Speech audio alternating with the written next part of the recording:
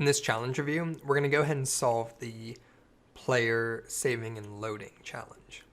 So the first thing I want to do is I want to open up my UI manager, and where does it make sense to save my best score? As soon as you set it, right? So once I set the best score, which is right here, it makes sense to go ahead and save that information. So what I can do here is I can simply just type playerprefs dot set int, because I'm saving an int. I'll open a parenthesis and you'll see here that it's asking for a string key and a value to be saved. So what's the key? The key is whatever I want it to be. It could be Bob, it could be anything. It's a unique identifier that I'm going to use later to load this same data. So for me, I'm going to use high score. And the value to be saved to this high score, you can think of this as like the text file name high score. So we're saving to a text file named high score, and the value that's going to be in that file is going to be best score. I'll go ahead and add a semicolon here. Let's go ahead and hit save our scene.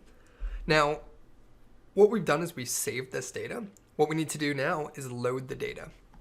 So if we head back up to our, let's create a void start in here. So right when we start the game, the first thing we want to do is we want to load this data. So instead of it saying nothing, it's going to go ahead and actually say whatever your best score is. So in order to do that, we need to actually load that data. So we need to take the best score, which is a variable, and we need to assign it the playerpref data, just like we saw in the scripting reference. So we say playerprefs dot load int, because we saved an int, so now we need to load an int, which is actually get int. So get int, open a parenthesis, and you'll see here what's the key that we're looking for. The key is what we just saved. So for us, we just saved high score. And what's going to happen now is we're going to find that file named high score, and we're going to assign whatever value is in there to our best score variable. Now, what if there's nothing in there? We can hit comma, and you'll see here it's looking for a default value. The default value is going to be 0. Let's go ahead and save this. And if we run this, once again, the logic is there, but the visual representation hasn't actually been added. So we need to actually, once we've assigned the best score, we need to say best score text. So best text dot text is going to equal best, and then we want to add our best score value, which was assigned from our saved data. Save that, and everything else should be okay. So let's go ahead and save this. Let's test this out.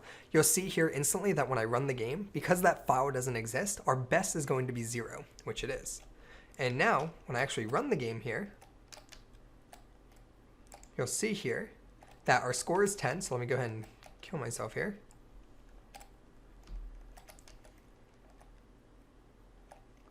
All right, one more. And you'll see here that our best is 10. And if I stop playing and we come back to this game, my best is now 10.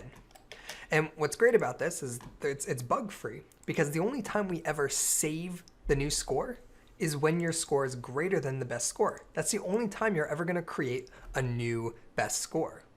So that wraps up how to solve saving and loading. I hope you guys enjoyed this lesson, and I'll see you next week.